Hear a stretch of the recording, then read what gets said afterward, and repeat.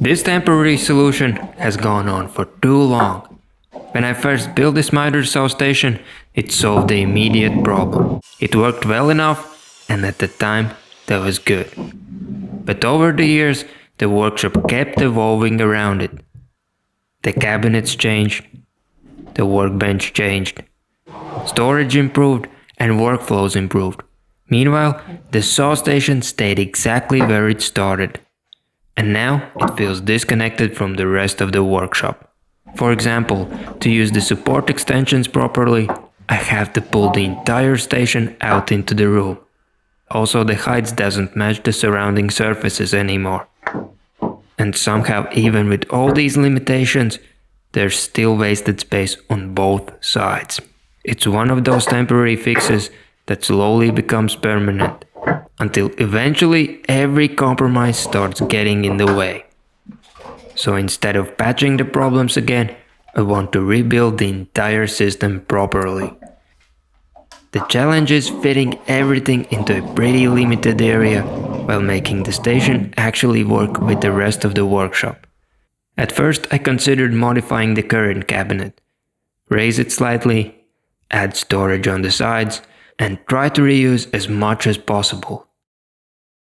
Technically, it would solve some of the problems, but it would still feel like another compromise built on top of older compromises. And that's exactly how temporary solutions survive for years. So this time, I decided to start from scratch. The first idea was straightforward. Use the same cabinet style as for the rest of the workshop and place the saw on top. But almost immediately, another issue showed up. The saw itself is large enough that the whole setup would stick out further than everything around it. Not a massive problem functionally, but visually it started feeling bulky compared to the cleaner lines on the rest of the workshop. Angling the smaller cabinet fronts softened that transition quite a bit and made the station feel more integrated into the overall setup.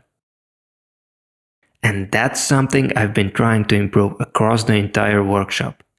Not just adding tools or storage, but making everything work together as one system. Once the countertop height matched the workbench and cabinets, another issue became obvious.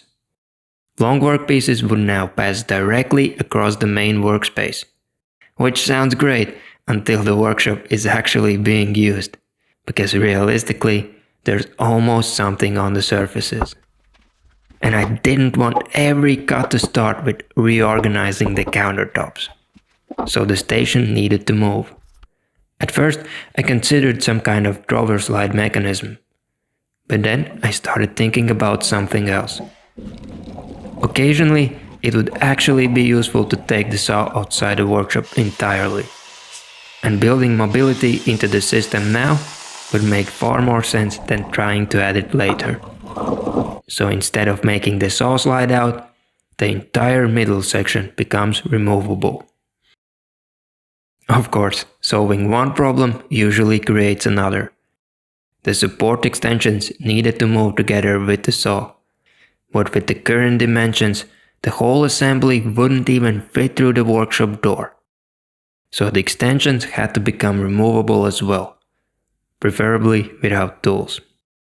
I didn't want portability to become another good in theory feature that never gets used because removing parts takes too much effort. The last big problem is dust collection. The extractor behind the blade helps, but not enough. Most of the shavings still end up everywhere else. And after using the station like this for years, cleaning up afterwards has honestly become one of the most frustrating parts of using it. So this time, I wanted to experiment a bit. Instead of trying to catch the dust directly at the blade, I designed this enclosure behind the saw. The idea is simple. Most of the shavings get launched backwards anyway.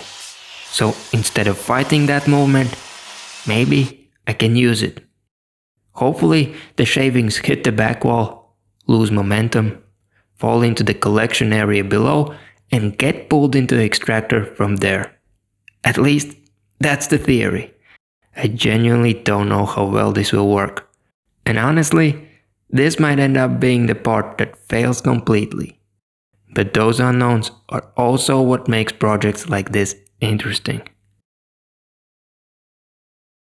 Once the main problems were solved, the rest of the design started falling into place pretty quickly.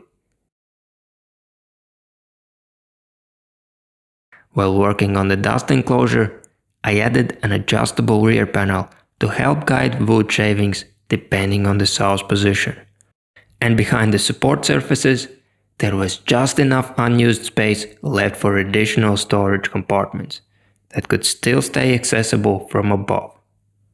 Small details, but those details are what slowly makes the workshop easier to work in over time. And a couple of hours later, the design was finally complete. I think the overall system turned out exactly how I wanted. It integrates with the workshop properly, it solves the mobility problem, it adds storage, and it finally stops feeling like a temporary setup squeezed between better systems. But the dust collection, that part could still completely disappoint me. And there's only one way to find out. I still need to nest the parts, source materials, and actually build the whole thing. So in the next video, we will see whether this design works as well in reality as it does on the screen. Thank you for watching, stay creative, and I'll see you next time.